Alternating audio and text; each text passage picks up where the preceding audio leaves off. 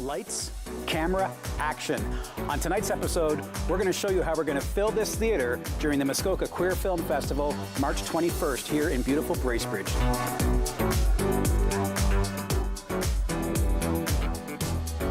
Welcome to another episode of Let's Be Perfectly Queer here on Rogers TV Barrie. On tonight's episode, I have some amazing guests who are all part of the brand new Muskoka Queer Film Festival. This is the first year for the festival. We have the festival's curator, the Pride liaison for the festival, and the director of the festival themselves with us tonight. So please welcome my guests. We have Olena Semenova, Sean Forth, and the lovely Michelle Empson. Hi, Randy. Who has been on my show before. Welcome back, Michelle, and welcome Olena and Sean. So, the very first Muskoka Queer Film Festival. Isn't that exciting? It is. When I first heard this, and I think it was you who brought it to my attention initially, Michelle, very excited and anxious to hear more about it and really the evolution and how it came to be. So there's Muskoka Pride, obviously partnered and collaborating with you on this, the Muskoka Lakes Chamber of Commerce, where we are filming this today, the Reen M. Case Theatre, and Sanctuary Studios that I know you are very intimately involved with. So tell me maybe, and I'll start with you, Michelle, how did the festival come about? I really am going to defer that one. I knew you were going to come to me because this really is a foundation project from Muskoka Pride and the Muskoka Lakes Chamber of Commerce. So I'm going to let Sean take that question. Something that Muskoka Pride has done on a smaller scale during the festival in the past, have they not? We filmed individual films, screened individual films during the festival in the past. This is the first time we've ever tried a real film festival. So we were successful in getting a grant through the Canadian Experiences Fund and administered through FedNor for basically a year and a half of large projects. And this is one of our first projects this year. Wonderful. So tell me a little bit about the festival. What can folks expect when they come here to Bracebridge on the 21st of March? Well, when they come here on the 21st, they're going to be experiencing 13 amazing films that have been submitted from literally all over the world. We received so many submissions. Our jury committee was arguing quite famously to make the selections, because it was really hard decisions to make to come up with the selection we have. We have quite a diverse assortment of films, and so at the Reen M. Case Theatre, starting at 3 p.m. on Sunday, March 21st, we will begin screening of the films. It'll be in 3 blocks with 2 intermissions, and we'll be finished at 9 o'clock. So, as a curator, Olena, how many films were submitted? That you narrowed it down to 13, but how many films did you have to go through to get to that 13? So let's say we had around 30 submissions, wow. Right? So, and yeah, it was really hard because we wanted to show all diversity of sure. LGBTQ, right? So, and it was really not easy because these days, the queer community produces lots of great pieces, right? And we tried to pick up, the films that would be interesting not only for the queer community, but for the broader community. So the festival is family open and we welcome everyone. So, and the festival actually is called to unite the community, queer community, and the broader population, and kind of to bring the queer experience to let people see how queer people live these days. Right. Which is interesting, and especially here in Muskoka, in Simcoe, Muskoka, we don't have a platform that enables us to show that. That's certainly one of the things that I like to do as part of this show, bring that, I hate the word normal, but the normalcy of what queer life is. We're really not that much different than anyone else that is out in the general public. But I think it's important to shine a light on our stories so that people don't see us as different. And I think having a festival like this will go a long way to showing that, a queer love story is no different than a heterosexual love story, really, at the heart of it. Love is love. There's truth in that very simplified statement. Love really is love. And to be able to show that and demonstrate that, one segment of the population really isn't that much different than the other, I think is incredibly needed certainly here in Simcoe Muskoka as well. I hate to keep on harping on, Simcoe Muskoka needs this, because I think we're fairly progressive in some corners of this community as well. But to bring that broader scope into what is traditionally a very conservative part of the country is very important, so I applaud you for that. But it had to be difficult out of 30 films submitted to just choose 13. I'm guessing, as you said, you want to have a festival around all 30 films, no doubt. Well, we would like to. Yeah. Yeah, unfortunately, we don't have much time for that. And actually, we wanted to pick the best pieces, right? The pieces that would really raise attention. And like, for example, another Sad Gay Love Story, the film that was presented last year in Toronto. Okay. Right, and this is a Canadian one, right? And it is a great kind of reflection of the story that happened back in 80s, right?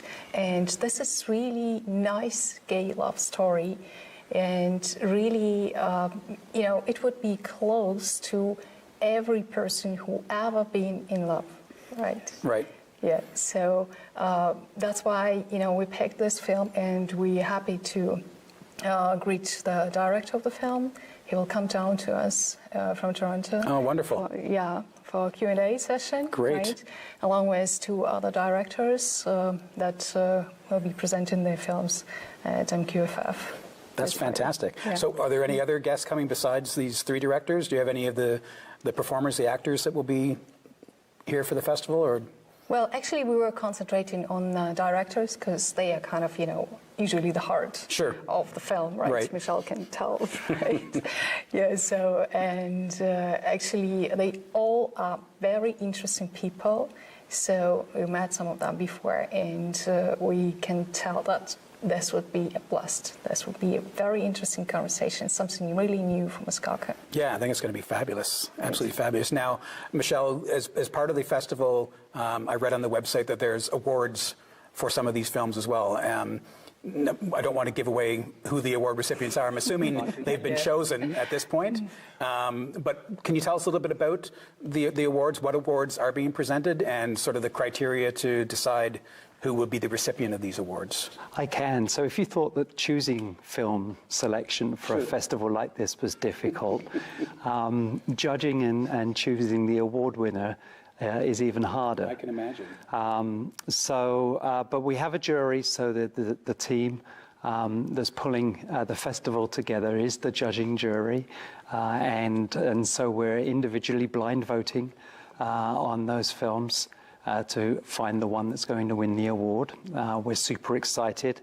I cannot reveal the selection at this time. Right. And so that's the judges' award. But there's also an audience award as well, Audience Choice Award, that will be given on the day. So we'll be soliciting votes from all of the public coming to see the films. And the audience will get to choose the best film for the day. Yeah. So that's what we're doing for this launch festival. We're keeping it fairly simple. This is the first time that we've pulled together a festival. So there's an awful lot of learning been going on, which has been a great experience. As a film director, I've submitted films many, many times to festivals and had the pleasure of participating in festivals, but organizing one is quite a different story. Of course. Yeah. Of course. Now, I had a question in my head, and it's left me now. But I'm curious to know more about the other films. We talked about another Sad Gay Love Story as being one of the 13 films, and I don't want to put anyone on the spot to name the other 12. But I'm curious.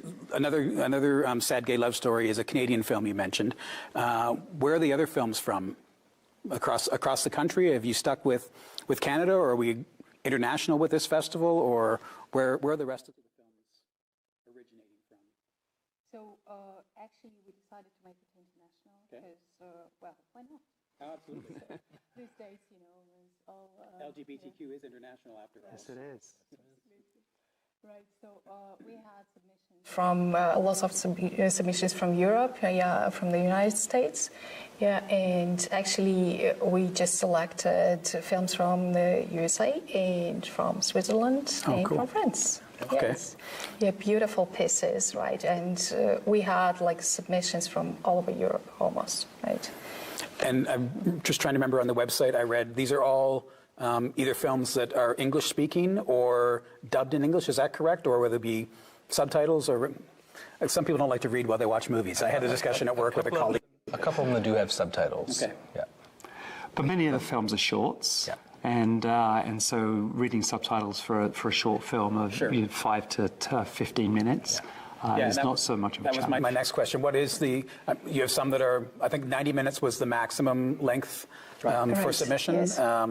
And I think you mentioned earlier there was one that's just 5 minutes long. Right. So, which makes sense given that, you know, from 3 till 9, a 6-hour period of time to watch 13 90-minute movies and be able to do awards and have Q&A, that's a tight time frame. So it makes sense that some of these are much shorter than that. But so you've got films that will be presented from Canada, the U.S., Switzerland, and France? Right. Okay. Yes. Wonderful. And the directors that are coming, are they all the ones from the Canadian films, or did you manage to get anyone from overseas to come in and see us as well? Well, we concentrated on Canadian, right? Because actually the goal of the festival was kind of to present, you know, actually Canadian queer life. Okay. Right? We have international films just to show that queer life is everywhere. Queer life, right? Absolutely. And yes, we all kind of live in our lives. And the same love and passion, and but Canadian directors for us are more people who would represent the idea of the festival more closely. A little more relatable to the local folks too, I'm sure. Okay, that's cool. That's cool. Now, what about? I mean, this is the first year of the festival. Give me your pie in the sky. What do you see, Sean? What would you like to see this become? We would love to make this an annual festival. This has sort of been a very eye-opening experience. I mean, thank goodness for Michelle and Elena, because my view was we'll pick 2 films and we'll watch them and done. I never in my life imagined we would have almost 30 submissions of original films, not ones that are from my DVD collection. Right. And that we'd be having so much difficulty selecting 13 of the best from these, because quite frankly, it was a hard decision. I regret some of the ones we didn't choose because they were just that good as well. Yeah, that had to be difficult. I couldn't imagine, because I'd be the same way. I'd be like, well, that one has to stay in. And so we now have a 30-film festival in the course of 6 hours. How are we going to do that? So are there aspirations to expand this beyond just a one 6-hour day and do it over the course of a weekend, or maybe? we honestly want to get through this. It's hard to say before the event. We want to get through this one first and see. I know how much work it's been for the last 3 months just getting this far. I want to see how it feels to get through the one day before I even remotely suggest we're going to do it a whole weekend. It seems to me, at least from when it was first brought to my attention, this has all happened relatively quickly. I mean, I'm curious to know, from when you decided this is what we want to do and you've got the funding, has it really been a fairly short process to get all this done? Incredibly. Yeah, that's what it seems like to me. Incredibly compressed. Well, and you know, part of that is that you know, from a funding perspective, funders have deadlines, right. And so the deadline for us was a winter program. I understand. But we didn't get approval on the funding until... It was about October we officially... Late October? October, September we officially got funding. And of course, everyone's busy people. This is not our full-time job either. No. So to pull it all together in such a short time, I think a testament to a great team. Absolutely. And delighted to be working with this team. It's going to be a great day. And just while we're on the subject of the team, I know we have the 3 of you here, but can you tell me who some of the other team members are as part of this production? Sure. Also from the Muskoka Pride Board of Directors is Murph Taylor-Moran and Glenn Yakula. And we also have 2 representatives from the Muskoka Lakes Chamber of Commerce, Nora Morrison and Caitlin Broad. So that makes our 7-member planning team. Wow. So what's the reaction been like when you brought this and started to publicize the fact that we're going to have a queer film festival here in Muskoka? What has been the response of folks in Muskoka and Bracebridge and Simcoe County?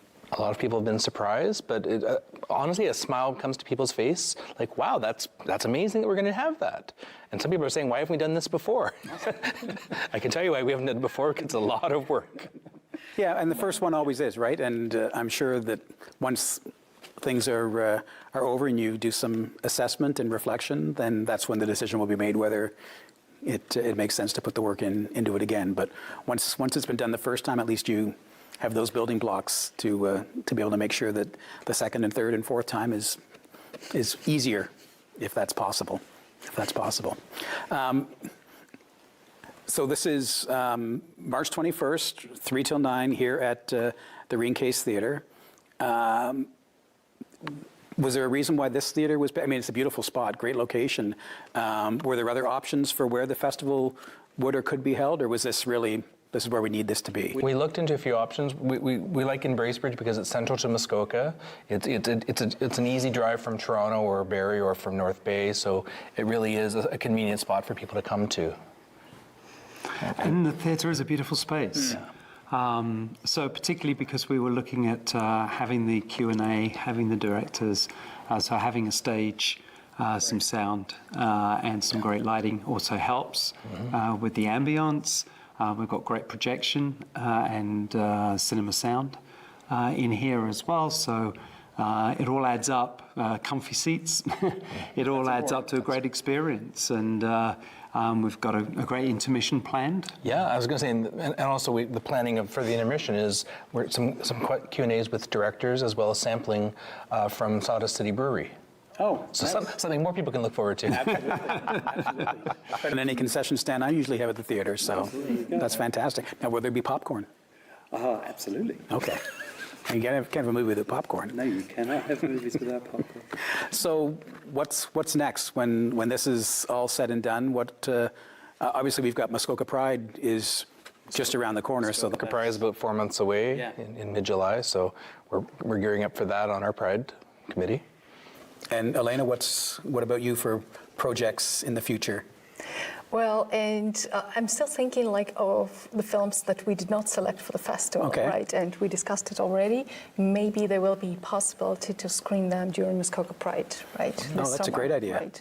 Yeah, this is a great idea because some of them really were being screened here, right? So we're really looking forward to it. And maybe there will be directors who would come from Muskoka Pride as well. And actors, right? So, well, the idea would develop itself. Yeah, and what are the dates for Muskoka Pride? So Muskoka Pride Week this year is from July 18th to 26th. We'll have events all across Muskoka, and we're still working on all of those details, including the 3rd annual Muskoka Pride Parade.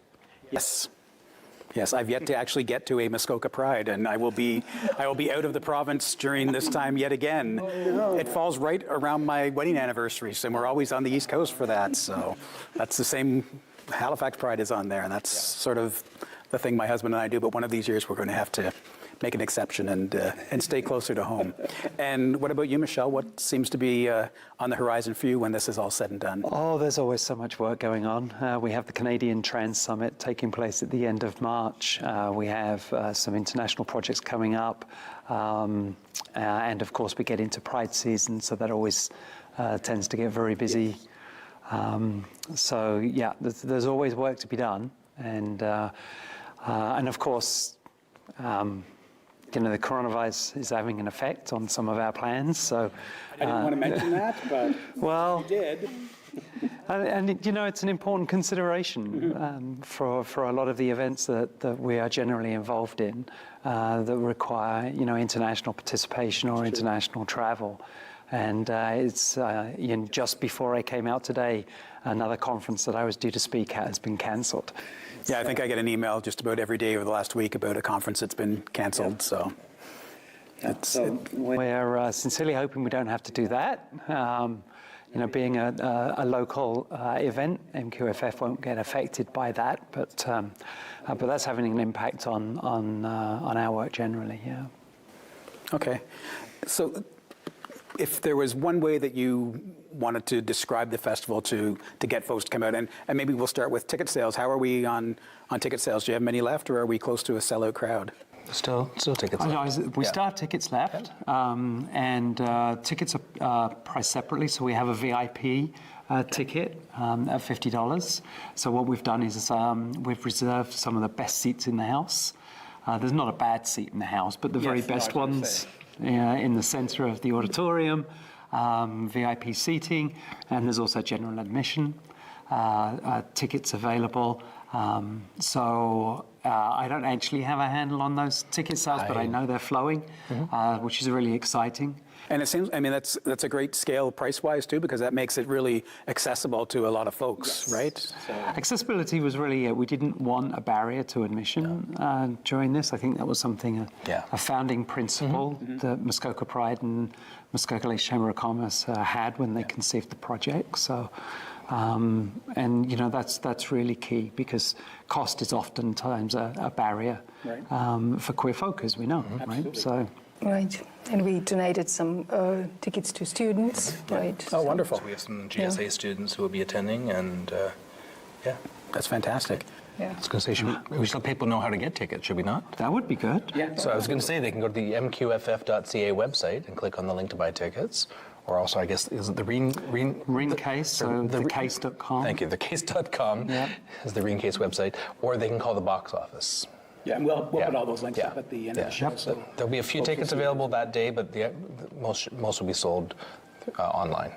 So maybe if there's somebody out there watching this and they're sort of on their edge of the seat debating, do I get a ticket or not? What would you say to them, Elena, to convince them that this is a festival that they need to attend? I would say that this is the only chance to see some films that people would never see somewhere else. This is a unique chance for Canada and for Muskoka. That's great. Now, speaking of that, though, when the festival is over, are there options to be able to watch some of these screenings that you're doing here online somewhere at some point, or how are they accessible otherwise? Someone like myself, for example, who sadly, again, because of husbandly duties, won't be able to actually attend the festival, but absolutely want to see some of these films. How do I see them? Well, yes, some of them are available online, but, you know, watching online at I know the home, experience is totally different. Absolutely. Not the same thing. No, I Absolutely agree. no, right. So when you're here with the crowd of people who support you, and, you know, this kind of collective feeling of love or despair or whatever you see on the screen, right, it's absolutely different experience. Oh, of course. Yes, and if you really want to feel the film, you need to be here with the people, you know, and experience it all together. Sure. Yeah, immersion in that experience with a like-minded group of people. Yeah, I agree. There's nothing like that, and I am disappointed that I will not be here. But I'll be here next year. And the reality is, these are not just good, queer films. These are good films, Right. And they're ones that I guarantee have not been seen in Muskoka before.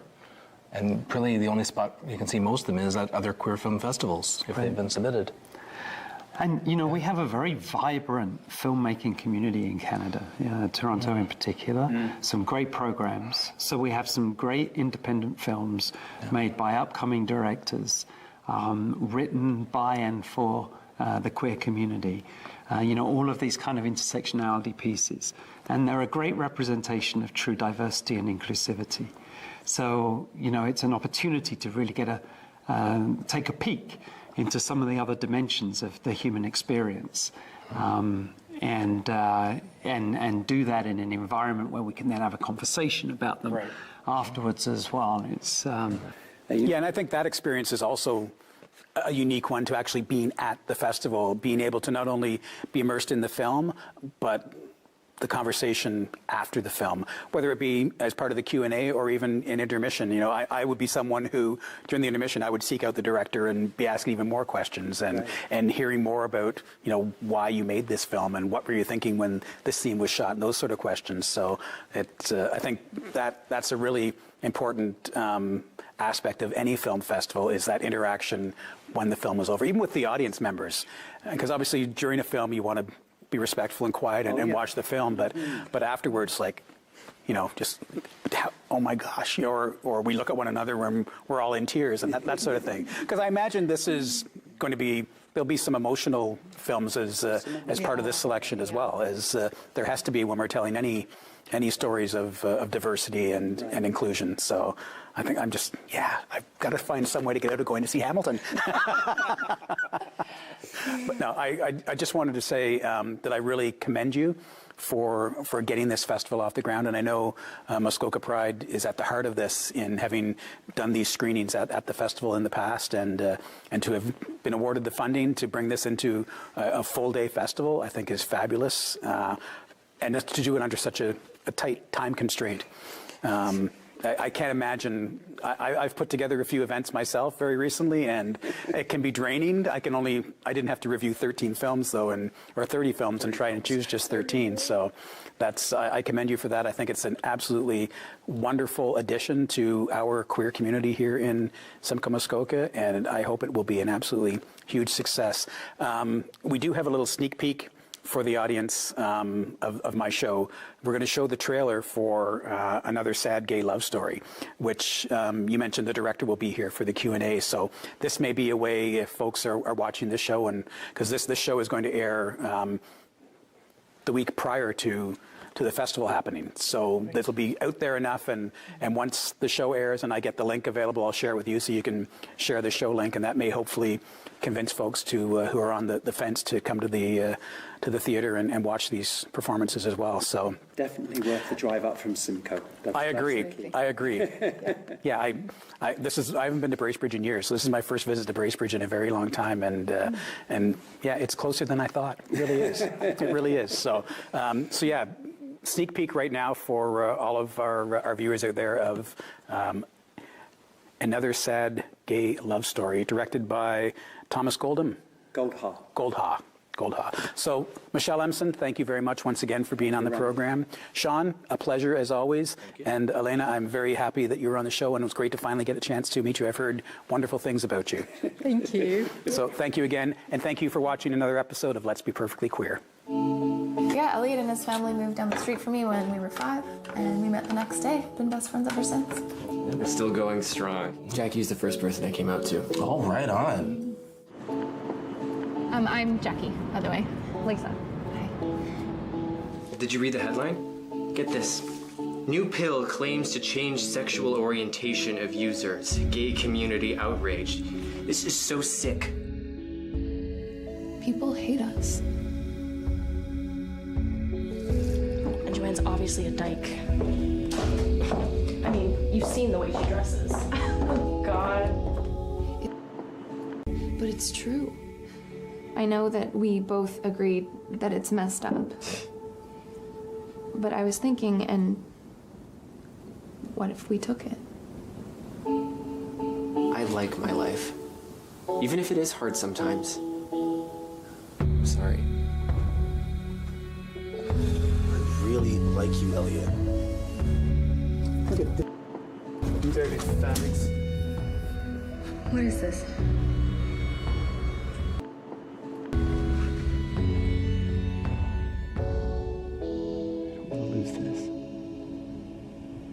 I'm not going anywhere.